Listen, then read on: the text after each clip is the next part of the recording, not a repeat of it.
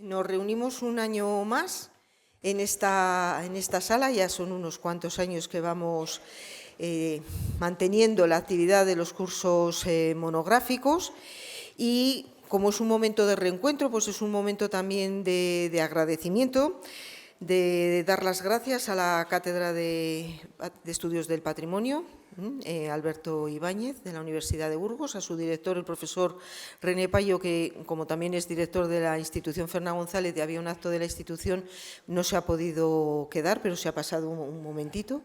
De dar las gracias a la Universidad de Burgos, que es donde desarrollamos nuestra actividad académica, y, como es lógico, dar gracias a la Fundación Círculo, que nos acoge y que es quien patrocina y permite muchas de las actividades que nosotros desarrollamos. Pero, sobre todo, vamos a dar las gracias a los dos grandes puntales que permiten estos encuentros en torno a distintos temas. Por una parte, los ponentes, que tenemos en este caso al profesor Eduardo Carrero, y en él quiero agradecer a todos los profesores y profesoras que nos van a acompañar a lo largo del curso, que vienen de distintas universidades, la Universidad Autónoma de Barcelona, la Complutense de Madrid, la Universidad de León, la Universidad de Valladolid, del País Vasco, no sé si me dejaré alguna, de nosotros mismos también estamos representados, claro, y como es lógico, darles las gracias a ustedes.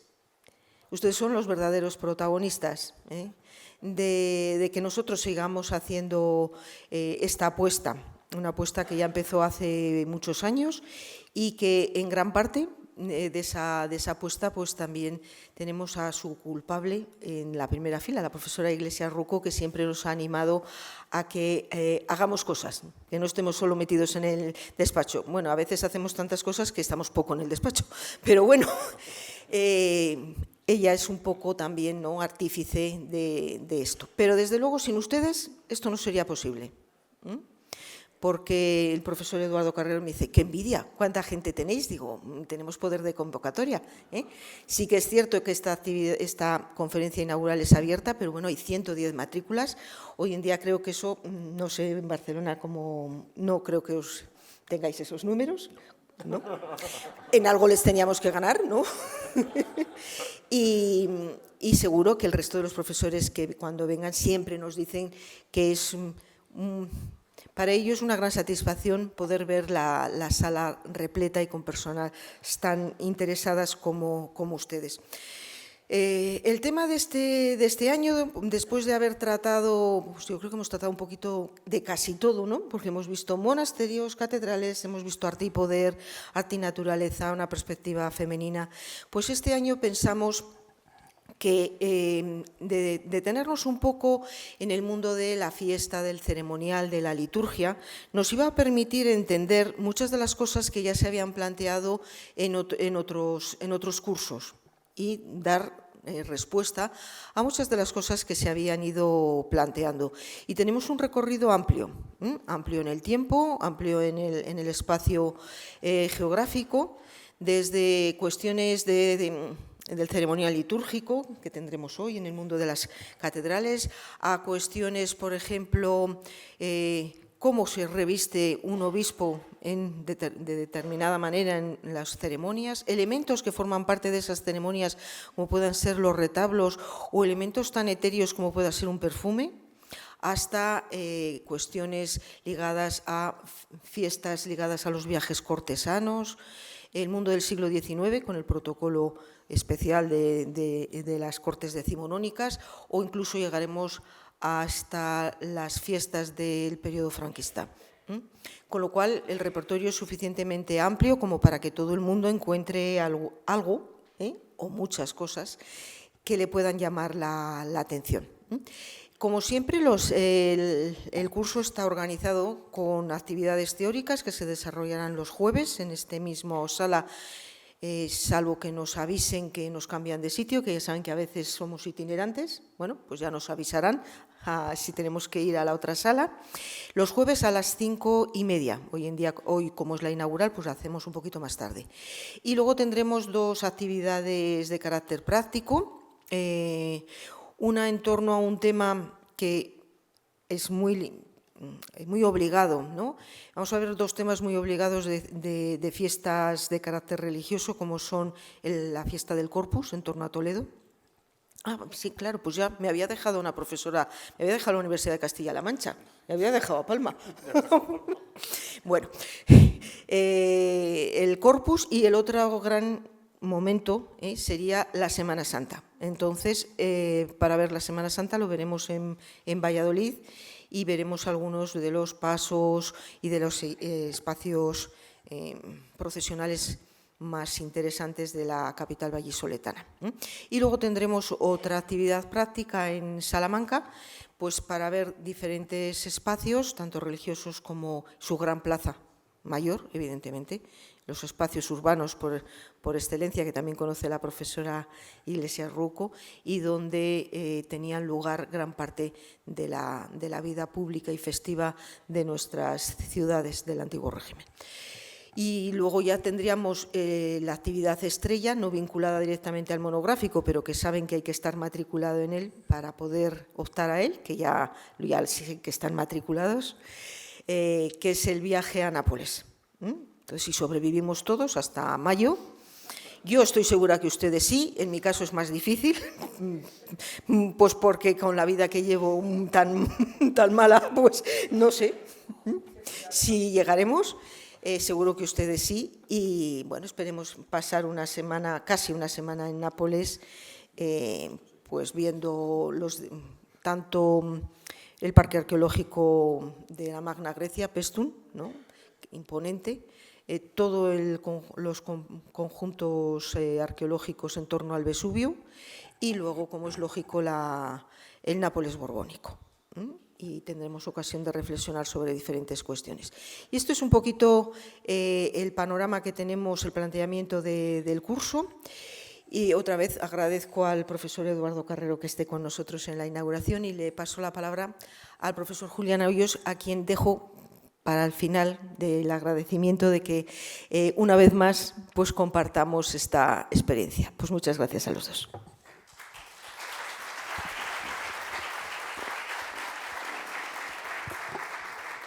Bueno, muchas gracias. El agradecimiento es compartido.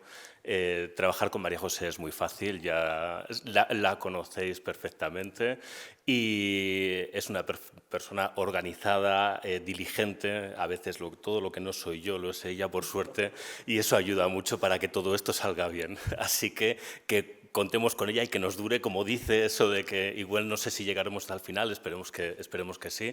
Me sumo a esos agradecimientos que decía María José también. Sin todas las personas que están ahí, nada de lo que hacemos o de lo que haríamos en relación con estos cursos y con estas jornadas tendría sentido. Por lo tanto, muchas gracias por el recibimiento, muchas gracias por la participación y por esa presencia constante que tienen y que tenemos año tras año en estos cursos. Me toca la parte, podríamos decir, más fácil y más agradecida, que es la de presentar al ponente. Más fácil, quiero decir, porque conozco su labor investigadora, conozco todo el trabajo que ha realizado a lo largo de mucho tiempo, y me parece un trabajo extraordinario. Por eso digo lo de fácil, complicadísimo resumir en 2 minutos todo lo que ha trabajado, eso también he de decirlo. Hay que señalar la cuestión importante que decía María José antes. El profesor Eduardo Carrero Santamaría es profesor en la Universidad Autónoma de Barcelona. Le agradecemos que esté hoy aquí precisamente porque no solo es venir a Burgos, sino los días o el tiempo de venir, estar, regresar. Es decir, que es un tiempo que, con lo atareados que estamos todos, es de agradecer que desde el primer momento quisiera estar aquí. Por lo tanto, muchas gracias por eso también. Y, como señalaba, profesor en la Universidad Autónoma de Barcelona, formado en la Universidad Autónoma de Madrid, donde ha sido doctor, es una persona que tiene una trayectoria nacional e internacional extraordinariamente consolidada en los temas sobre los que va a hablar, especialmente con esos usos y funciones de los espacios. Y quiero señalar esto porque probablemente sea uno de los grandes investigadores o el gran investigador tanto nacional como internacional en este campo.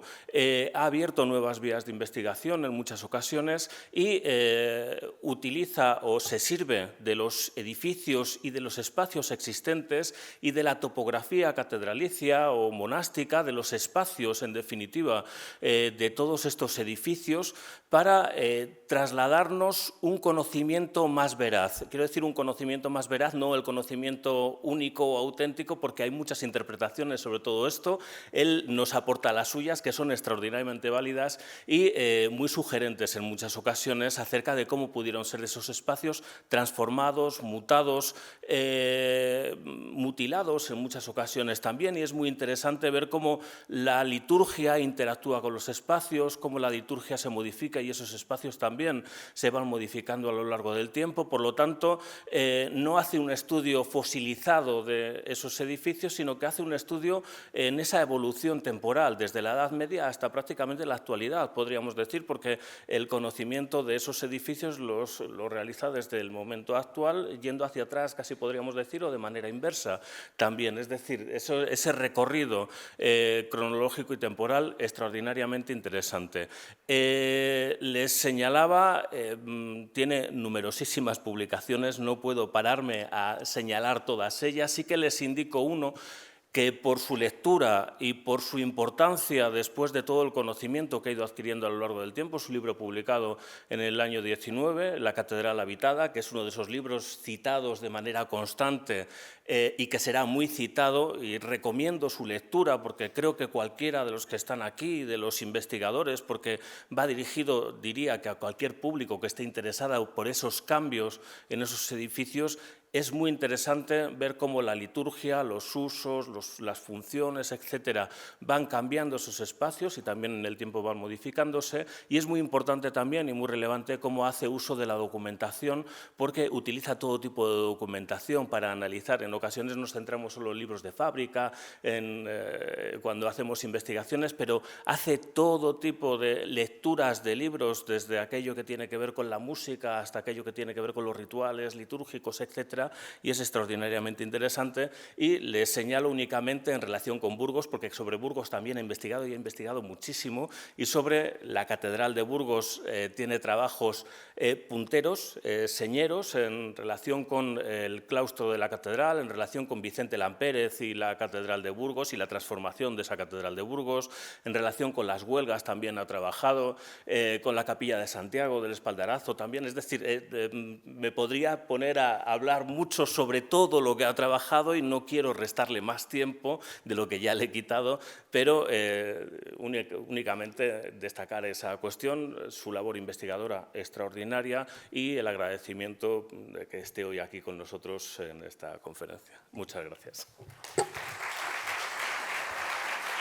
Espero que hayan aplaudido al profesor Hoyos y no a mí. Esto es un poco como cuando sale, ya lo comentaba el profesor Hoyos, mi relación con la música. Me gusta mucho la música, soy un melómano recalcitrante y me pone enfermo cuando sale a actuar una orquesta y la gente empieza aplaudiendo. Dice, no, aplaudimos al final. Entonces, le quería dar las gracias a Julián por esta introducción que ha conseguido sonrojarme. Pero en cualquier caso, quería, por supuesto, comenzar agradeciendo a la Universidad de Burgos, al profesor René Payo, que ha venido hace un momento y ya me decía que tenía otro compromiso, y, por supuesto, a los organizadores del curso, a la profesora Zaparaín y al profesor Hoyos, por traerme aquí. Yo vengo a Burgos encantado. Burgos es una ciudad con la que tengo una relación familiar y profesional muy estrecha desde que era un niño. Por lo tanto, para mí es siempre un placer venir aquí. O sea que no hay ningún inconveniente en venir con un temporal espantoso desde Barcelona. Se lo digo de corazón y, por supuesto, en coche, porque no iba a cometer la atrocidad de venir en tren. Dicho todo esto, yo lo que les traigo hoy, cuando el profesor Payo me comentó la posibilidad de intervenir en este curso, dice, bueno, estas cosas que haces tú de catedrales, tráenos algo que pueda ser interesante. Y quise, de algún modo, cogiendo el título del curso por una parte, el título que yo le propuse por otra, decir, bueno, si hablamos de lo efímero y hablamos de liturgia, pues quizá podamos reunir distintas cosas de las que llevo haciendo desde hace tiempo. Y, por lo tanto, había empezado pues, con un trabajo que publiqué en 1996 sobre San Justo de Segovia y que fue el primer trabajo en donde abiertamente me dediqué a trabajar sobre cuestiones litúrgicas y sobre buscar una interpretación litúrgica del espacio, un edificio vacío, del románico segoviano, pero que tiene la particularidad de conservar algunas pinturas, un tímpano de interior, que no es nada habitual, como ustedes saben, y que además tiene una interpretación, este tímpano, una interpretación iconográfica especialmente compleja y vinculada precisamente a las actividades del Triduo Sacro durante la Semana Santa, algo sobre lo que volveremos después. Piensen en esto, además un tímpano muy llamativo en cuanto a su iconografía, como les comentaba, porque se ha planteado si pudiera ser una Visitatio Sepulcri, la visita de las Marías al sepulcro, cuando en realidad la Visitatio estaba pintada en el muro de enfrente. Es decir, hay una serie de elementos que nos llevan a darnos cuenta de que este espacio hoy vacío, este espacio con unas misas determinadas y que muchas veces se utiliza como sala de conciertos, era infinitamente más complejo desde una perspectiva funcional de lo que allí hacía la gente. Es la gente que lo habitaba, utilizando siempre la interpretación de Heidegger de cómo habitar el espacio, pues de la gente que lo habitaba, que vivía ese espacio, era infinitamente más compleja de lo que hoy nosotros somos capaces de ver. Esto por una parte. A esto le quería añadir, desde luego, la investigación que llevo haciendo con un grupo de colegas desde hace unos años, que es alrededor del libro litúrgico y de los problemas que nos trae el libro litúrgico. Un asunto del que tuvimos un proyecto de investigación hace muchos años dedicado a los libros litúrgicos en la Corona de Aragón, los ordinarios litúrgicos. Luego les hablaré de qué es un ordinario, del que salió este libro hace ya unos años y que ahora se va a publicar una segunda edición actualizada.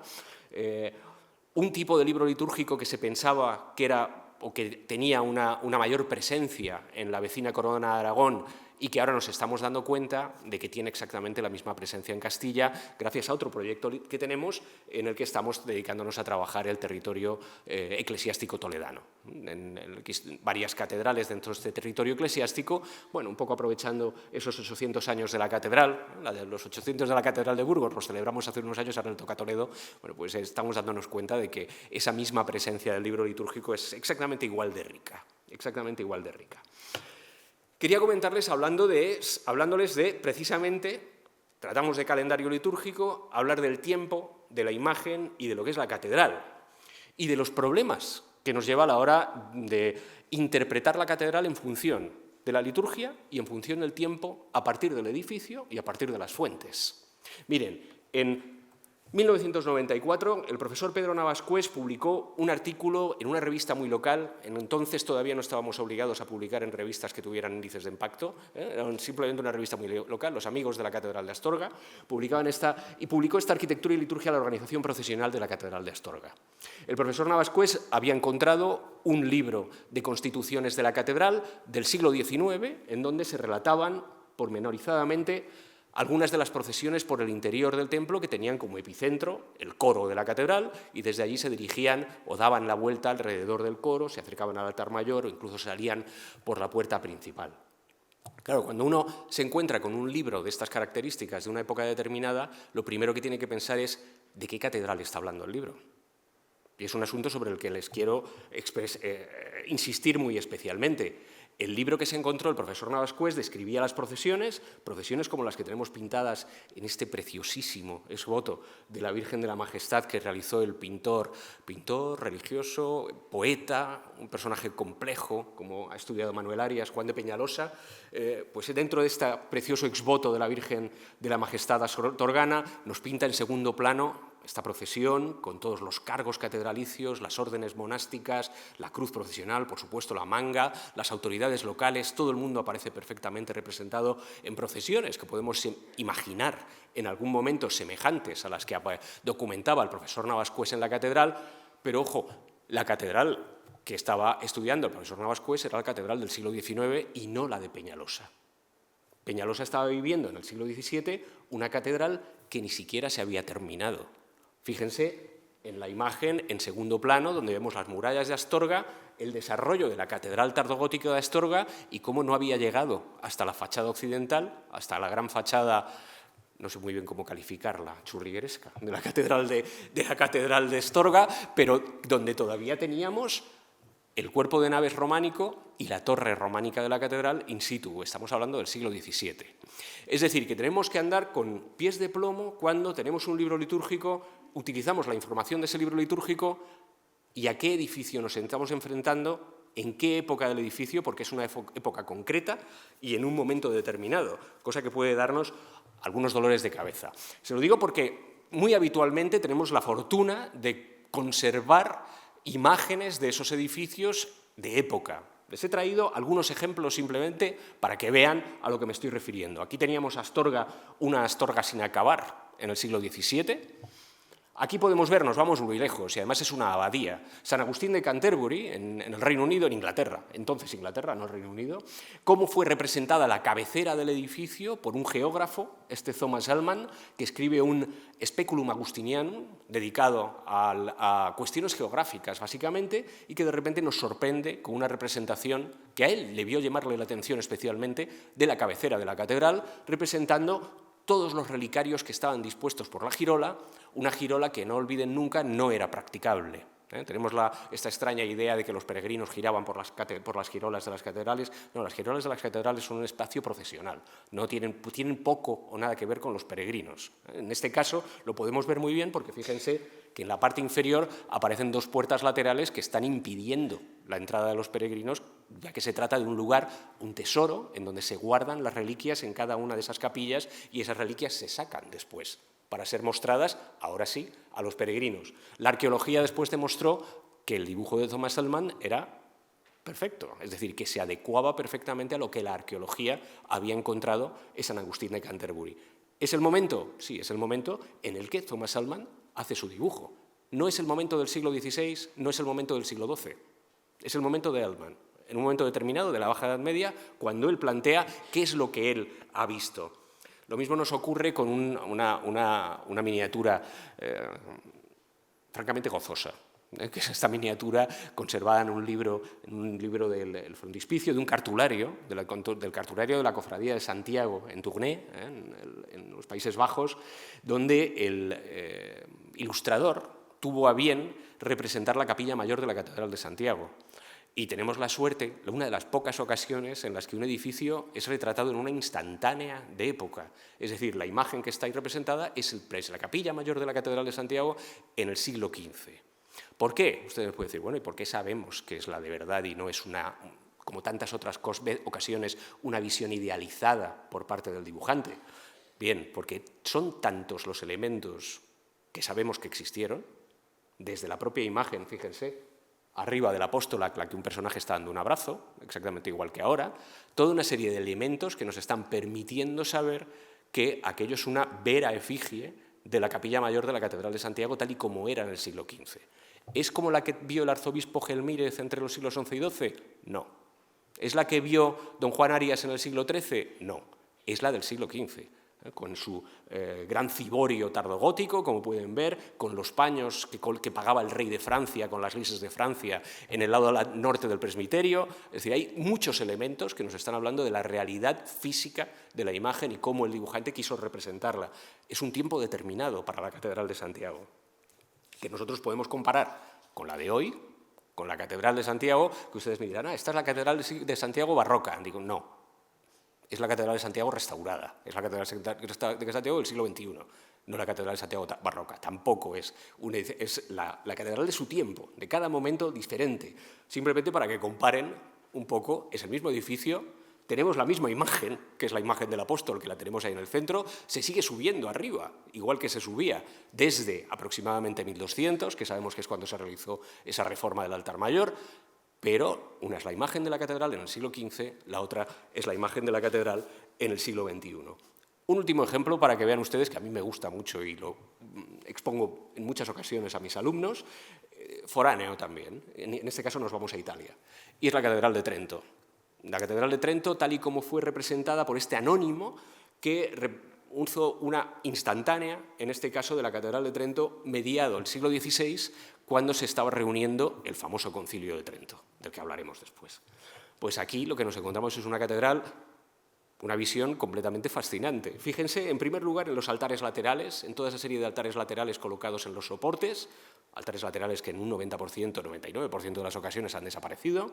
Fíjense en la parte trasera, donde nos encontramos una plataforma para el coro elevado de la catedral, que está tapada con un gran tapiz, con un tapiz que está restando o está separando el ámbito sacro del altar mayor arriba de la celebración en el piso bajo.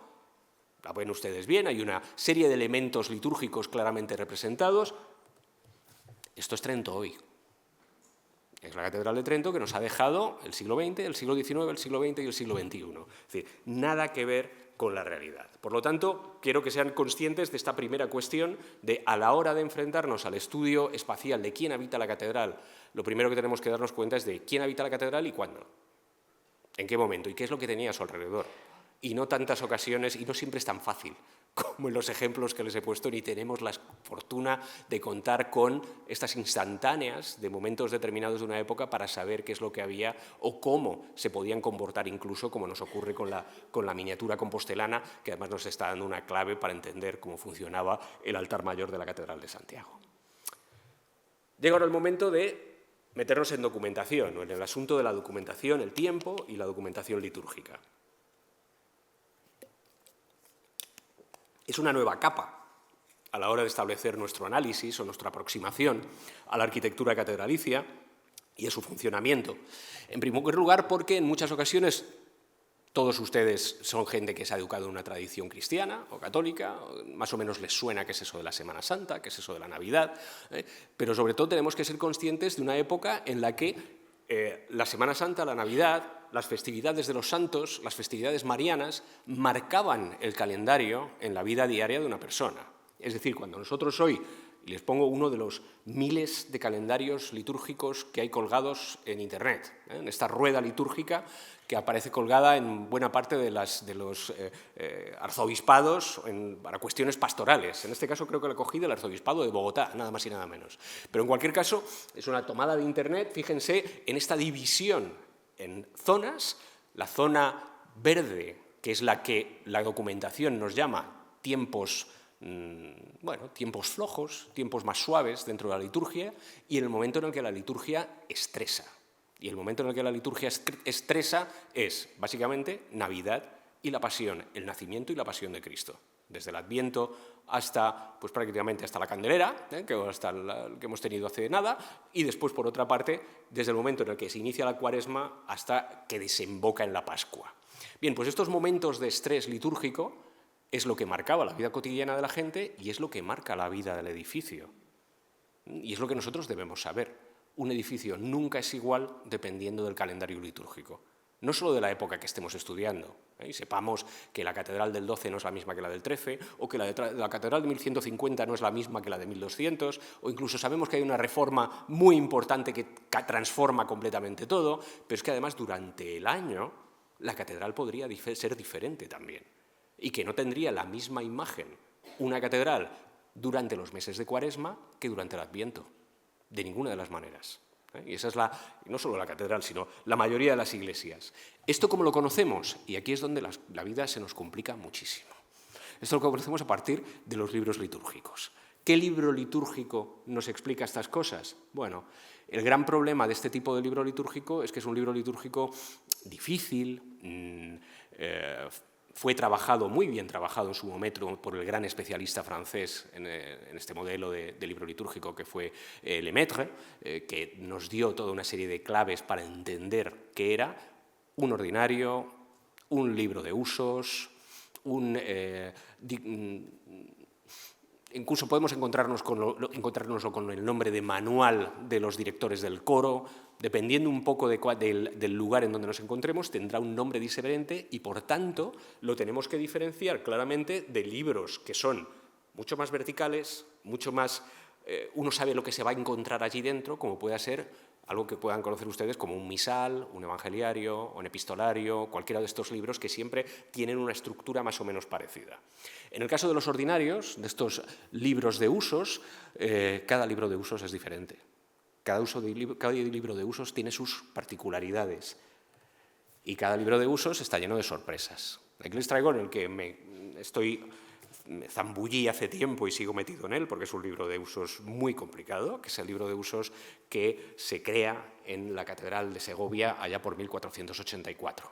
Es un libro de usos que se recompone, se crea para los usos, cómo iba a funcionar la catedral. Fíjense, nos encontramos con un momento en el que la Catedral de Segovia ni siquiera estaba en el lugar donde nosotros la conservamos hoy. La Catedral de Segovia ha tenido dos ubicaciones, donde se coloca la catedral tardogótica con una construcción más larga en el periodo del tiempo que continuó siendo tardogótica en el siglo XVIII, y la catedral original, la catedral románica, que se encontraba justo enfrente del Alcázar, de la explanada del Alcázar. Un lugar arqueológicamente complicadísimo y que, mal que nos pese, nunca ha tenido una intervención desde una perspectiva arqueológica como nos habría gustado. Sabemos a través de distintas fuentes que la catedral románica, las ruinas de la catedral románica pervivieron mucho tiempo allí, que en el siglo XVII buena parte de la obra de la catedral románica todavía seguía allí en pie.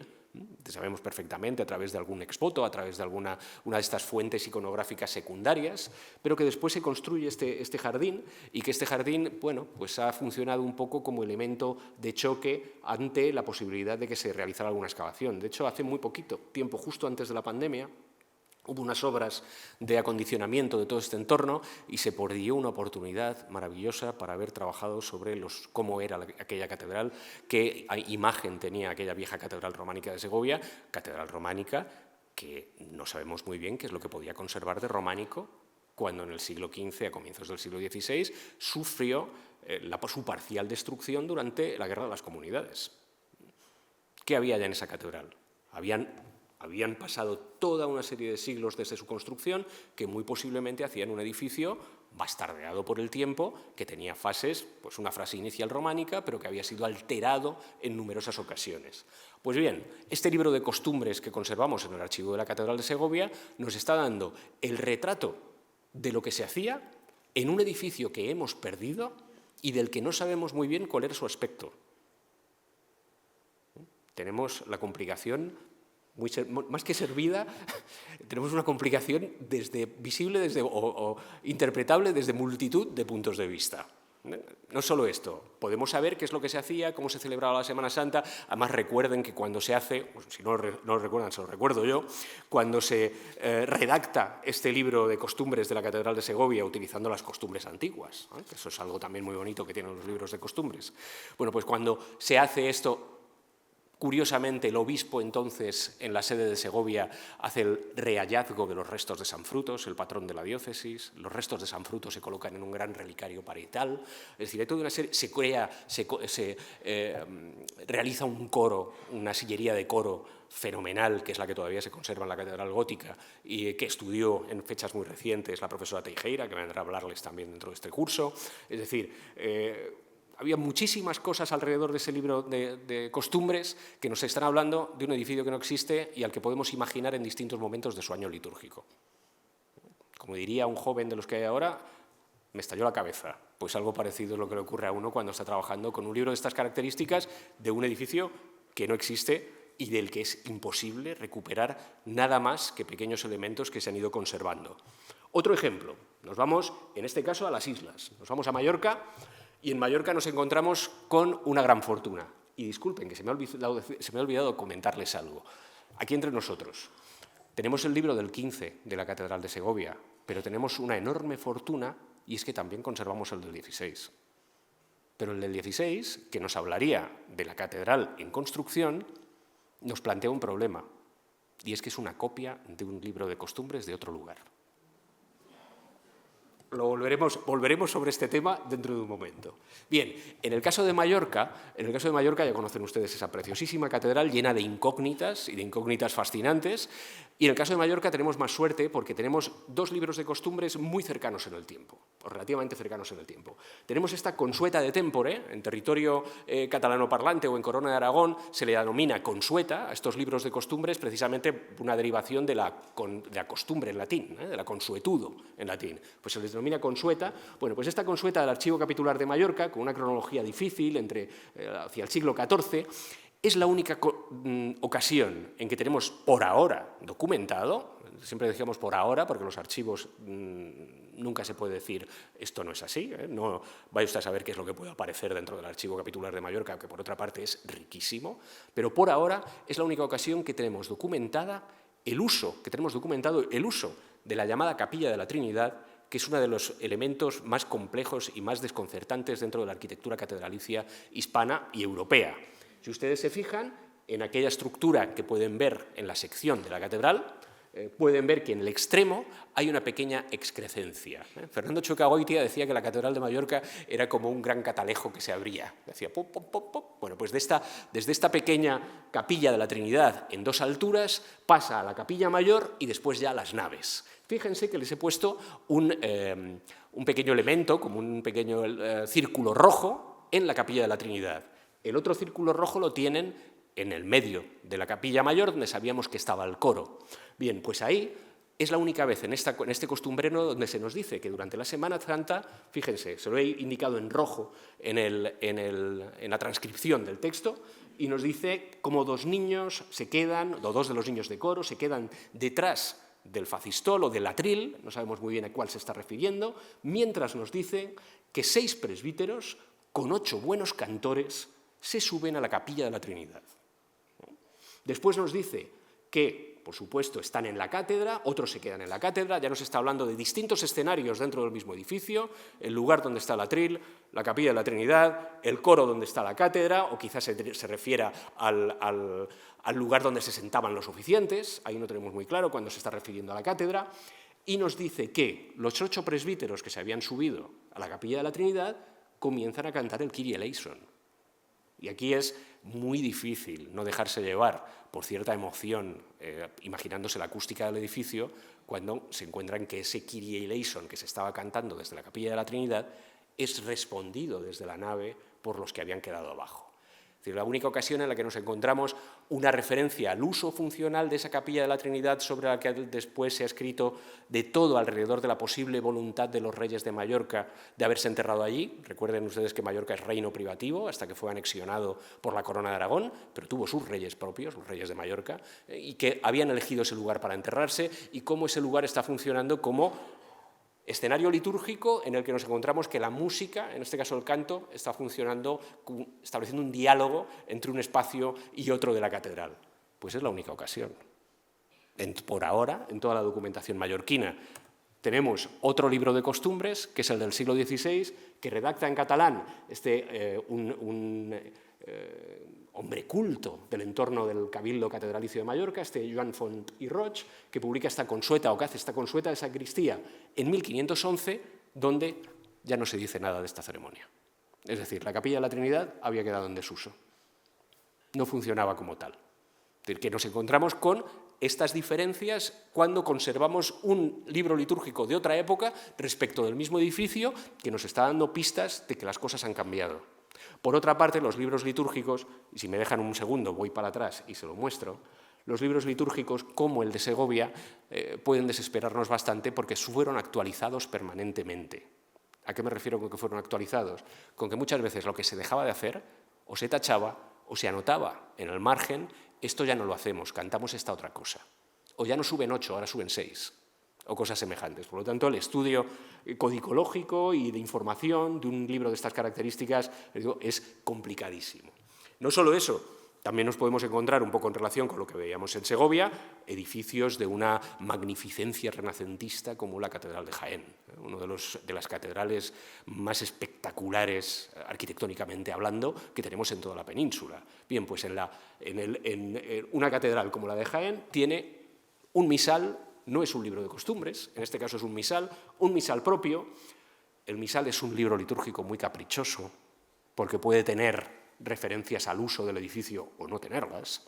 En este caso el de Jaén sí que las tiene y nos dice se lo he señalado aquí, es un libro impreso en 1499, y sí que nos dice que salen de la iglesia por la puerta del Olivo y que van ante la plaza, están en la plaza frente a la puerta, y que nos habla del altar de Santa María del Pilar o de la Virgen del Pilar. No conservamos nada de esto. En el momento en el que se hace el misal de Jaén, la Catedral de Jaén era un edificio que se había empezado a reconstruir en gótico, pero que todavía conservaba parte de la planta de la mezquita, como se puede ver muy bien de la planta que publicó, antes me refería al profesor Chueca, pues la planta que publicó el profesor Chueca, que es una planta que ha desaparecido, por cierto, que ya no está en el archivo capitular y solo la tenemos a través de la reproducción en el libro que le dedicó el profesor Chueca a Goitia. Es decir, que fíjense que muchas veces estamos un poco al albur de lo que el libro litúrgico nos deje, de lo que el libro litúrgico nos informe y de lo que se haya conservado del edificio, cosa que puede ser a veces terriblemente conflictivo. Ahora, como está el profesor Hoyos entre nosotros, además hay otra serie de edificios muy cercanos, la Catedral de Palencia, y en la Catedral de Palencia también tenemos la fortuna de conservar 2 libros litúrgicos. Un libro litúrgico todavía sin explorar, que es el que tienen aquí, que es este consuetudinario antiguo de la catedral, un libro muy difícil, muy difícil. Pero bueno, que nos habla de un edificio que no existía o que ya no existe. Después tenemos las que bien conoce el profesor Hoyos, que son el costumbrero que redactó el archiconocido humanista Juan de Arce, un costumbrero lleno, fíjense en los laterales, en los márgenes, lleno de anotaciones, de tachones, de cosas diferentes, de cosas que se repiensan, replantean, como lo seguimos utilizando, lo tenemos en el coro. Oye, los niños ya no entran por aquí, entran por allá, ya no entran por aquí, ahora lo hacen por la puerta de Occidente. Bueno, pues una pieza de estas características, y en todos los casos nos está hablando de un edificio con una evolución tan compleja, y aquí sigo los estudios del profesor Hoyos, tan difícil como la que tienen aquí. Un edificio en el que el coro se cambia de sitio a través de un proyecto catedralicio que no lleva nada, que se altera, que se modifica a través de la voluntad de un obispo, a través de la voluntad de otro, a través de la voluntad del propio cabildo, que siempre nos olvidamos de los cabildos catedralicios. Es decir, que trabajar sobre liturgia y espacio, ya les puedo asegurar que a veces no le harían a uno las ganancias, en cuanto a posibilidades de encontrarse cosas. Y sobre todo, que debemos ser conscientes de que cuando nos enfrentamos con un estudio de estas características, siempre, absolutamente siempre, hay que tener la mente abierta, que es algo que es curioso, pero a los que nos dedicamos a humanidades a veces nos cuesta mucho, porque damos nuestra opinión o planteamos nuestra idea sobre tal o sobre cual cosa, y dar marcha atrás. Nuestros egos son como son. Entonces, cuando un archivo catedralicio habla, hay veces que habla y puede hacer mucho daño al trabajo o las propuestas que tú puedes haber hecho. En el caso de los grandes edificios, yo hay una cosa que siempre... Los grandes edificios son los pequeños. Piensen ustedes que nuestras parroquias, desde una perspectiva funcional, no están estudiadas, o están mucho menos estudiadas que las catedrales. Pero sí les puedo comentar que tengan la mente abierta a cualquier cosa imaginable. A capillas en zonas altas del edificio, a lugares en los que es difícil acceder y que uno dice, ¿pero subían hasta ahí en procesión? Subían hasta ahí en procesión. Cosas que muchas veces pueden romper nuestros esquemas del uso funcional de un edificio entre los siglos XX y XXI, que es el que conocemos nosotros, respecto de su uso hace muchísimas centurias y de forma diferente y siguiendo unos patrones litúrgicos diferentes de los que trabajamos nosotros, de los que conocemos. Por lo tanto, nos puede dar múltiples sorpresas. Les he traído otro misal, y en este caso no por la información, no como el misal de Jaén, sí que nos dice cosas, pero bueno, es más complicado, sino por información, en este caso visual. Es de los pocos misales donde hay una representación, no una representación genérica del lugar, sino una representación real del lugar. Y es el famoso misal del cardenal Cisneros, que es el misal rico, que se conserva en la Biblioteca Nacional de España, en Madrid, compuesto con varios volúmenes, y que conserva una única miniatura donde se hace referencia al hecho litúrgico en sí. Se trata de esta imagen en procesión por la girola de la Catedral de Toledo, y en donde nos encontramos al sacerdote acompañado por la comitiva, por los ministros que van acompañándole, portando el misal, portando la cruz procesional con la manga, y fíjense que nos está hablando del momento de la celebración litúrgica, que no es otra cosa que la vuelta de la luz durante el triduo sacro al interior del edificio. Recuerden ustedes que para festejar y para recordar que Cristo había muerto, el edificio se convierte en un edificio en luto. Todo está velado, las imágenes están veladas, las luces están apagadas, las puertas grandes se han cerrado, solo están abiertos los pequeños portillos, reina más o menos el silencio, cuando de repente hay una de las grandes procesiones nocturnas, que es el regreso de la luz. Y el regreso de la luz se hacía mediante una pieza especial, que es la que tienen ahí, que es un tricerio, que es la que está llevando uno de los que está sosteniendo uno de los ministros que acompañan al celebrante, y que, si se fijan, tiene 3 pabilos en la parte de arriba, no tiene solo una vela, una luz, sino que tiene 3, tiene su explicación simbólica. Pues bien, esta pieza, curiosamente, nos la encontramos idéntica, conservada en la Catedral de Segovia. Aquí, bueno, nuestra imaginación puede jugarnos alguna mala pasada. Esta pieza me contaba el profesor Antonio Ruiz Hernando una vez me contaba que se la habían encontrado en uno de los almacenes de la catedral y que nadie sabía muy bien qué es lo que hacía aquello ni de dónde salía. Y la sorpresa, dices, no, si esto es el tricerio de la catedral que estuvo en uso posiblemente hasta el siglo XVIII sin ningún tipo de complicaciones, y de repente una obra del siglo XV. Lo que les decía, que rápidamente uno puede espolear la imaginación y pensar, claro, Archidiócesis de Toledo, Segovia es parte de la Archidiócesis de Toledo, del territorio eclesiástico toledano, por supuesto, está imitando el que tenían en la primada. No. Este tipo de tricerio con una serpiente alrededor, una clara alusión simbólica al triunfo de la luz cristiana, eran lo más habitual del mundo, están documentados por todas partes, con su serpiente alrededor. No nos crea esta geografía litúrgica. Pero sí, y ahora les voy a añadir otro problema más dentro de este tipo de estudios, sí que podemos tener geografías litúrgicas complejas. ¿A qué me refiero a geografías litúrgicas complejas? Miren, durante época moderna, sobre todo del siglo XVII en adelante, antes también, pero la primada, Toledo, funcionaba un poco como lugar al que preguntar las cosas cuando no se sabía muy bien qué es lo que se tenía que hacer. Si tu archidiócesis no sabía muy bien qué es lo que tenías que hacer, al final se terminaba recabando en Toledo, que para eso era la primada. En este caso nos encontramos geografías litúrgicas muy curiosas. Fíjense que somos un país de reconquista de territorio, por lo tanto podemos encontrarnos cosas como estas, ¿no? Que presupongamos que los usos litúrgicos primeros que se pusieron en funcionamiento en Mallorca tras la conquista cristiana de Mallorca pudieron ser los que llevó el primer obispo mallorquín, que era un barcelonés, y que por lo tanto llevara los usos de Barcelona para adaptarlos a los usos de Palma de Mallorca, a un edificio que en un primer momento era un edificio que era una mezquita consagrada, recuérdenlo. Pero no solo esto, podemos llevarnos todavía sorpresas más desconcertantes, como el hecho de que la liturgia de Granada, una vez conquistada Granada en 1492, tiene pequeños fragmentos procedentes de Zaragoza, de Palencia, de lugares por los que habían pasado sus arzobispos y que llevan cosas nuevas a Granada y las ponen en funcionamiento en Granada. O incluso nos podemos encontrar terribles problemas territoriales, como les ocurrió a las diócesis de Albarracín y de Segorbe, unas dos diócesis que fueron hermanas, era concatedral, Albarracín y Segorbe, hasta que se separaron, que supuestamente dependían de Valencia, que supuestamente a su vez dependía de Tarragona, pero en donde la larga sombra de Toledo se estuvo imponiendo durante mucho tiempo, tanto así para que nos digan que, por ejemplo, en Albarracín se cantaba canto a la toledana. Y el obispo de Valencia se enfade y dije, bueno, esto ya está bien, ¿no?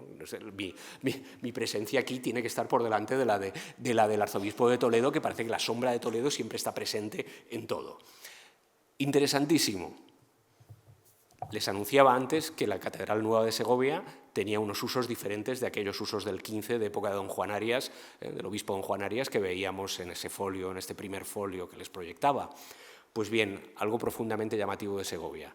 Estaba ese libro de costumbres del XV de don Juan Arias, lleno de anotaciones, y hay un momento que en el siglo XVI deciden cambiar, muy probablemente en función de las obras del nuevo edificio, o a mí me gusta pensarlo así, y se pide para copiar el libro de ceremonias a Guadix, que a su vez estaba utilizando el de Granada. Yo todavía no sé muy bien explicarles por qué pasa esto en Segovia. El caso es que el libro se conserva. El libro llega a Segovia, aparece recogido en las actas capitulares que ese libro llegó hasta Segovia, se conserva como tal y no les sé explicar por qué una diócesis antigua que tenía sus propias costumbres y además pasadas a limpio en aquel códice maravilloso de 1480 y tantos, de repente ese códice no interesa y los canónigos deciden que solicitan a Granada unas normas litúrgicas que los granadinos les envían a través de Guadix y que no sabemos muy bien por qué se adaptaron o si se llegaron a adaptar a la catedral en obras de Segovia. Un misterio de una geografía litúrgica que no podemos, o que de momento no podemos resolver demasiado. A ver si con el paso del tiempo y con nuevos documentos podemos encontrar cosas nuevas. En cualquier caso, antes les decía que hablaríamos sobre Trento, y sí, tenemos que hablar sobre Trento, sobre el Concilio de Trento y de lo que supuso. Se lo digo porque nosotros, los historiadores del arte, hemos sido durante muchos años muy dados a decir, bueno, llega la segunda mitad del siglo XVI, la Contrarreforma y Trento, y se acabó lo que se daba. Y no. Siempre pensamos que la Contrarreforma supone un cambio litúrgico de primera magnitud. Empezamos a buscar programas contrarreformistas, razones contrarreformistas, cuando la Contrarreforma tardó muchísimo en imponerse. Entre otras cosas porque nuestros obispados, cuando les llegaron estas cosas desde Roma, impresas desde Roma, empezaron a poner pegas. Que yo tengo que cambiar los modos en los que hago las cosas. Un caso clarísimo, ¿eh? El obispo de Mallorca en el siglo XVII, que tiene su coro catedralicio colocado en la nave, tiene el misal romano que le dice que él tiene que estar en el altar mayor y le dice al cabildo, no, yo no me muevo de la cátedra. Y a partir de ahí se produce un pleito entre el obispo y el cabildo sobre quién se mueve y cómo a partir de la vía sacra, que a nosotros nos ha venido muy bien porque nos ha dejado un planito de cómo estaba un planito anotado de cómo estaba la Catedral de Mallorca en el siglo XVII, precioso. Pero bueno, en cualquier caso, de lo que sí debemos ser conscientes es de que la llegada del misal romano, del gradual romano, de 1570 en adelante a las sedes peninsulares fue radicalmente complicada. Piensen, cuando un obispo trentino, como es Dimas Loris, de Barcelona, llega a Barcelona directamente desde Trento, desembarca en Barcelona y le dice al cabildo de la catedral, vamos a rehacer la catedral porque se va a poner una liturgia unificada para todo el mundo y esto hay que cambiarlo. Lo primero que vamos a hacer va a ser tirar el retablo mayor para atrás y vamos a quitar el coro y lo vamos a poner en la cabecera, que es donde tenía que estar. El cabildo de la catedral acababa de terminar la fachada del trascoro. Bartolomé Ordóñez acababa de terminar la fachada del trascoro. El presbiterio de la capilla mayor de la Catedral de Barcelona era un espacio complicadísimo, con la cripta de Santa Eulalia, con unas escaleras enormes, diferentes de las que tenemos ahora, por cierto. Era muy difícil. El obispo Dimas Loris lo único que consiguió es mover el retablo un poco hacia atrás, porque el cabildo le dijo no, ni vamos a mover el coro, ni nada de nada. Es decir, nos empezamos a encontrar con rechazos directos a lo que estaba viniendo desde Roma. Bien, Pío V hace una bula, la famosa bula, la Quod Primum Tempore, en donde nos dice en 1570, dice, hay que poner en funcionamiento los libros litúrgicos romanos y hay que unificar la liturgia. Es la gran globalización litúrgica para todo el mundo católico. ¿Qué ocurre? Lo que les decía, quien hizo la ley hizo la trampa. Y el propio Pío V, dentro de esa bula, dice, sí, pero quien pueda demostrar que tiene una liturgia que ha estado en funcionamiento al menos durante 200 años, se le aceptará. ¿Qué ocurre? Como ustedes comprenderán, las cosas nuevas no suelen gustar, ¿no? Y sobre todo si te dicen, no, es que ahora ya no podéis entrar en el coro, tenéis que salir hasta ahora, tenéis que hacer tal cosa. Pero si nosotros hacíamos esto y tenemos las reliquias allí, ¿y qué hacemos? Tenemos que traer ahora las reliquias aquí. Pues esto supuso que buena parte de nuestros cabildos, y es un capítulo todavía por estudiarse, buena parte de nuestros cabildos decidieron poner las cosas en limpio. Dijeron, vamos a ponerlas en limpio, vamos a escribir a Roma y les decimos que nosotros tenemos una liturgia muy antigua y que esta liturgia es tan antigua que nosotros vamos a mantenerla. Esto llevó hasta 1570. En 1588, el Cabildo de la Catedral de Oviedo imprimió unos estatutos y constituciones de la Iglesia de Oviedo que son los modos litúrgicos de la catedral a la antigua. Y que por ahora, no sé si aparecerá algún documento nuevo en el archivo de la Catedral de Oviedo, quizás sí, quizá de época, quizá de comienzos del XV, puede ser que apareciera alguna cosa interesante, pero es las únicas referencias buenas a cómo funcionaba litúrgicamente la Catedral de Oviedo y a la relación que se establecía a través del transepto entre, si ustedes recuerdan, la Catedral de Oviedo, entre la Cámara Santa y la Capilla del Rey Casto. Todo el transepto de Oviedo con un funcionamiento procesional, como el que el profesor Navascués nos describía para la Catedral de Astorga, pero en este caso estamos hablando de entre los siglos XV y XVI y de las pocas pinceladas sobre la liturgia medieval en Oviedo que no son de la documentación medieval, son de un libro impreso. Y es a donde nos vamos a conocer cómo era la Catedral de Oviedo, y por aquí les cuento, por esto les digo, lo difícil que es muchas veces imaginarnos que que la obra medieval se estudia a partir de las cosas medievales, o las cosas antiguas se estudian a través de las cosas antiguas. No, en la mayoría de las ocasiones se estudian a través de lo que ha dejado la época moderna, o la Edad Moderna, o la que la Edad Moderna nos cuenta de cómo eran las cosas antes. Fíjense, y ya con esto no les digo nada más al respecto, hay una carta del Cabildo de Jaca al Archivo Capitular de Zaragoza, especialmente divertida en este sentido, aquí lo tienen, donde el Cabildo de Jaca escribe, y aquí pueden ver, se lo recojo brevemente, estamos hablando de 1600, nada más y nada menos. 1600, bula del Papa de 1570, y nos dice que ellos han estado siempre con el pontifical antiguo, es decir, que les dejen de novedades. Y que han llegado estas cosas y que dicen que la Iglesia la tienen, que es muy corta, es muy pequeña, para lo que ese nuevo ceremonial romano pide y ordena. Y que a ver qué es lo que hacen, ¿no? Y entonces se quejan y le dan la queja al obispo de Zaragoza, al arzobispo de Zaragoza, diciendo qué es lo que podemos hacer. La grande incapacidad en el coro y presbiterio y muy grande falta de ornamentos y personados para que se puedan celebrar los pontificales y los demás oficios con la solemnidad y grandeza que dice el dicho ceremonial.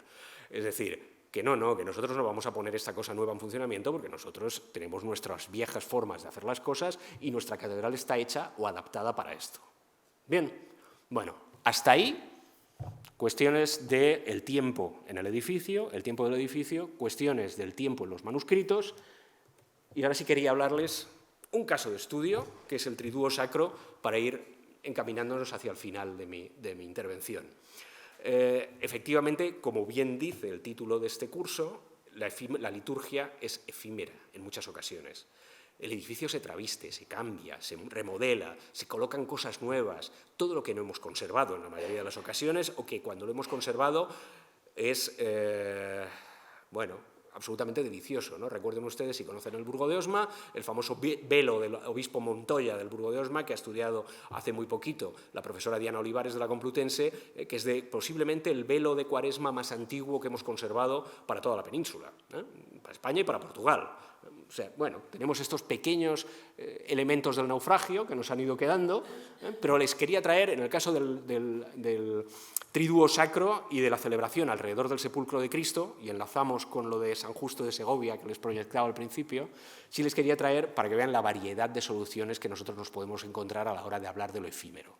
A muchos de ustedes les sonarán los famosos monumentos de Semana Santa que hemos conocido todos, ¿no? Quizá, pues desde la maqueta, desde el Escorial, hasta todos los que tenemos, que hemos conservado en algún momento, desde cómo se montaban, a través de tapices, se creaba una arquitectura falsa a través de estos tapices que eran utilizados como muros móviles y se creaba un sepulcro de Cristo, que en otras ocasiones nos podemos encontrar que directamente tenía una localización física. Es el caso, les he puesto el de la Catedral de Friburgo, les podría haber puesto muchos otros.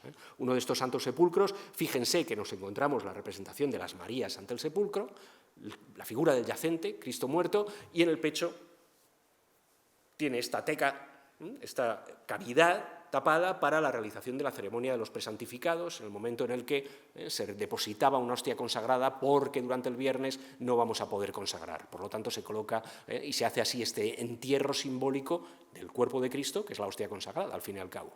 Pues esta es una posibilidad, pero en muchas otras ocasiones, realidad física de piedra, que la que tenemos en Friburgo, pero en muchas otras ocasiones estos sepulcros eran de quita y pon. Sepulcros que se traían y se llevaban, que se colocaban, que se hacían vestirse la iglesia de alguna manera, que es lo que nos encontramos, es de los más emocionantes. El monasterio cisterciense de Wienhausen, en el norte de Alemania, les puedo asegurar que es de los lugares más emocionantes que pueda visitar uno que esté interesado por cuestiones de tipo litúrgico. No sabemos muy bien por qué, si por el hecho de ser un monasterio femenino, si por qué razones han llevado a que haya conservado un repertorio de mobiliario y fuentes litúrgicas que nos sirven como modelo para imaginarnos qué es lo que podía pasar en un lugar muy cercano a nosotros, como podían ser las huelgas. Imagínense el ceremonial de Semana Santa que podían llevar a cabo las huelgas, las monjas de las huelgas, el gran monasterio cisterciense peninsular junto a Alcobaça y junto a Poblet. Tenemos este eje de 3 grandes monasterios peninsulares que son Alcobaça, las Huelgas y Poblet. El único femenino, precisamente el nuestro, las Huelgas. Bueno, pues fíjense, este sepulcro de Quitraipón, esta imagen que se colocaba, se llevaba, se dejaba en medio del coro, se hacía esta ceremonia y después se quitaba en el momento que Cristo había resucitado. El sábado por la noche, bien. Nosotros hemos conservado una de estas, muy posiblemente, que es el famoso arcón del monasterio de Carrizo, que se conserva en el Museo de la Catedral de Astorga, que muy probablemente haya que identificar o que haya que interpretar también desde esta perspectiva de arca pascual, de arca para vestir la iglesia, el coro de las monjas, en un momento determinado. En este sentido, nosotros lo que debemos pensar, porque hay algunos de estos textos litúrgicos que nos hablan de ellos, tenemos que pensar además que existía toda una imaginería móvil que muchas veces hoy tenemos problemas para interpretar.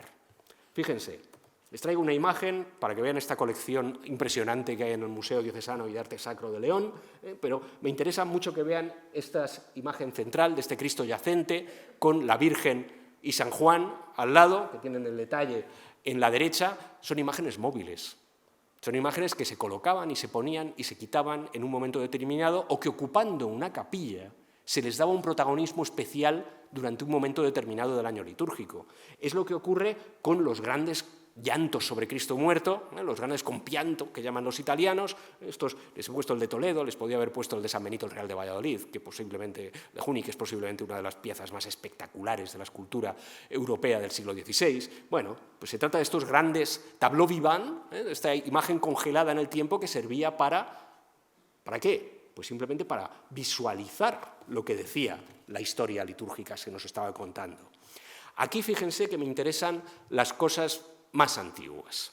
Yo hace muchos años llamé la atención sobre esta pieza, que es la Visitatio Sepulcri, un ángel perteneciente o que nos queda de la visita de las Marías al sepulcro, que hoy se conserva en el Bode Museum de Colonia, de Berlín, pero que pertenece o que se atribuye a un taller colonés, a un taller de Colonia. Es una pieza del siglo XII hacia 1170 absolutamente espectacular y que debió formar parte de un grupo de las Marías visitando al sepulcro muy semejante al que la llamada Consueta Antigua de la Catedral del Salvador de Zaragoza describe en el momento de la resurrección de Cristo, en el momento de la celebración de la resurrección de Cristo. Esta Consueta Antigua, que en realidad no es la Consueta Antigua desapareció en un robo en el siglo XX en el archivo de la catedral, simplemente conservamos algunos fragmentos. Se trata de una actualización, pero muy posiblemente recoge el rito antiguo y nos dice cómo se rasgan las veladuras y aparece el sepulcro vacío de Cristo con estas figuras en las que los niños de coro disfrazados de las Marías se enfrentan al ángel y el ángel le dice: ¿a quién buscáis si el sepulcro está vacío?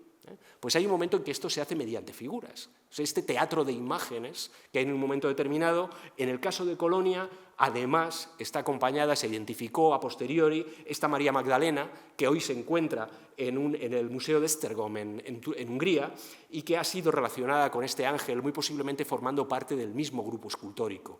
Para que se hagan una idea, el tamaño de las figuras no llega al metro de altura. En madera, son fácilmente movibles de un lugar a otro, son fácilmente transportables.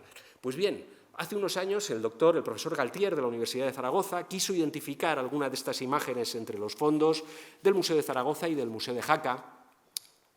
Yo tengo mis problemas para aceptar los suyos porque creo que una de ellas en realidad se trata de otro grupo escultórico muy habitual de estos grupos móviles, que es una anunciación, por el tipo de imagen de la dama en cuestión que él quiere identificar con María Magdalena. En cualquier caso, sí hay otros casos y además dentro del territorio castellano-leonés. Miren, les traigo este grupo de la iglesia de Santa María de Tábara, en Zamora, que hoy están en el Museo de Zamora, que son dos figuras de la Visitatio. Por una parte, el Cristo muerto, que podemos ver ahora en pie, tenemos que imaginárnoslo tumbado, la María correspondiente, la Magdalena correspondiente con su tarro de perfumes, como iban acercándose al sepulcro, o esta otra, la de Villagallegos, que se conserva en el Museo de la Catedral de León de Arte Sacro, también una María Magdalena con su correspondiente bote de perfumes, que nos están hablando de una dispersión de un patrimonio que hoy nos cuesta reconocer.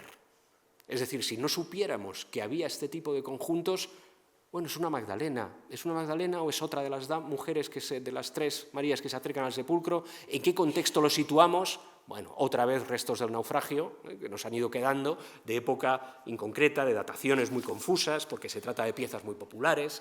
Bueno, ese es el asunto. Bien, vamos encauzándonos hacia el final de mi intervención.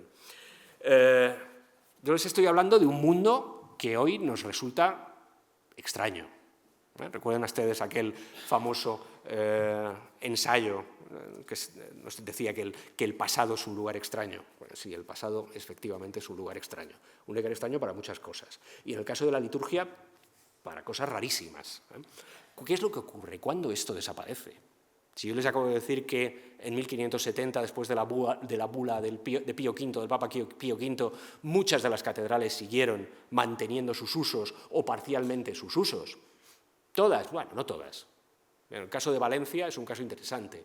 Valencia tiene una consueta de 1527, escrita en lengua valenciana, fantástica, preciosa, que nos habla de un ceremonial desbordante, aparte de otra serie de libros paralelos, y de repente en el siglo XVII tiene una redactada por el canónigo Herrera, por un canónigo de nombre Herrera, en castellano, donde se habla de un ceremonial totalmente postridentino.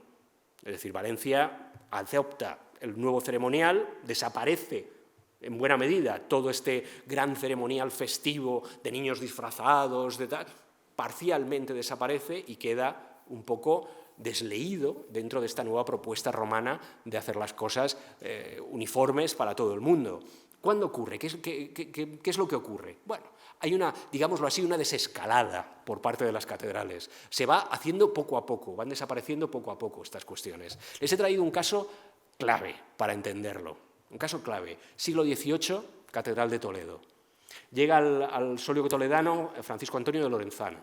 Lorenzana comienza una serie, o en el entorno de Lorenzana, estamos hablando de pensamiento ilustrado, del entorno de los ilustrados, teniendo muy cerquita a Madrid.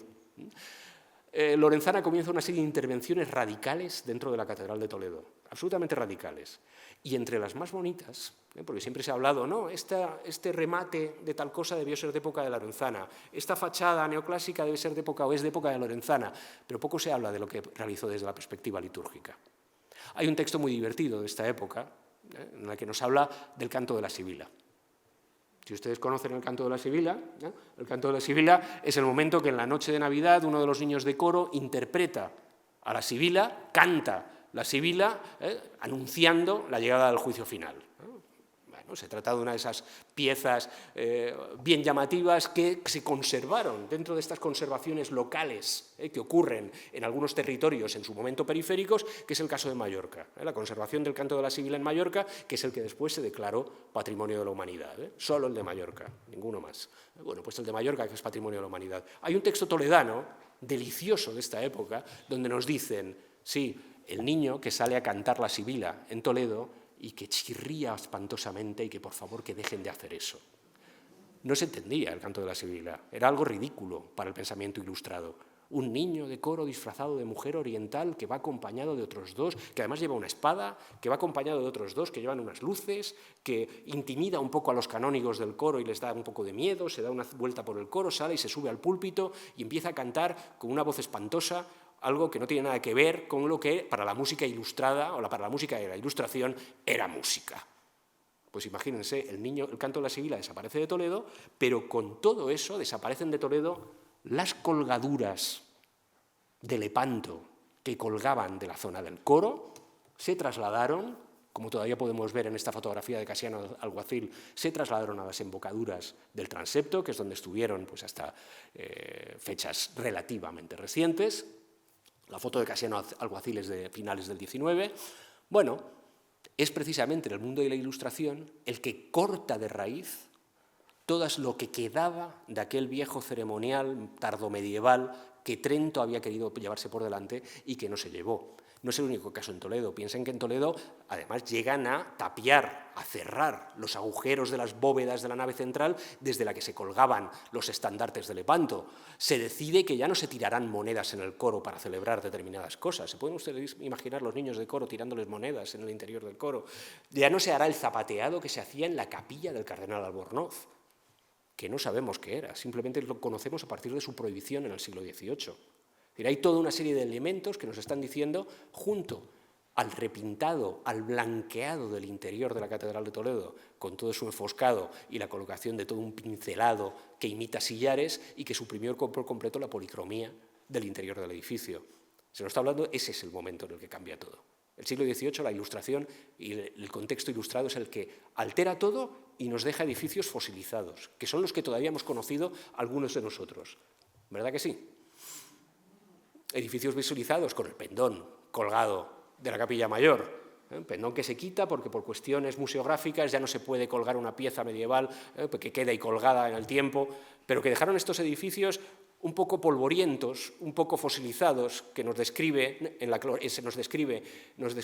Leopoldo Alas en la Regenta, ni más ni menos, y que es lo que hemos tenido hasta fechas muy cercanas. ¿Qué nos queda de todo aquello? ¿Qué quedó de todo aquello?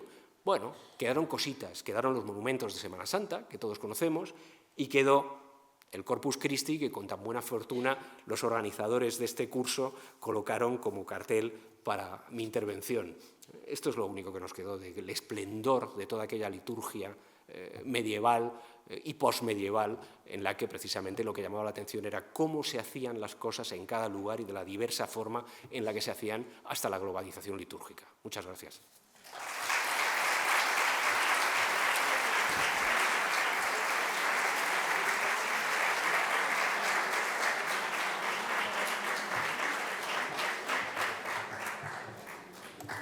Bueno, pues no les engañé cuando les decía que iba a ser interesantísima esta conferencia y que nos iba a abrir nuevas visiones, posibilidades y pensar y repensar estos edificios, en definitiva, que es de lo que se trata, a través de esa ingente documentación.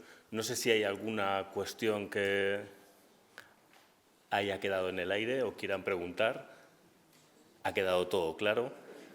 Perfectamente, meridianamente claro. Luego le preguntaremos todas aquellas cuestiones que no nos hayan quedado claro a nosotros, pero me alegra mucho que al no haber preguntas doy por hecho que todo está perfecto y que... Pues muchísimas gracias al profesor Carrero por su intervención y muchas veces. Gracias a vosotros.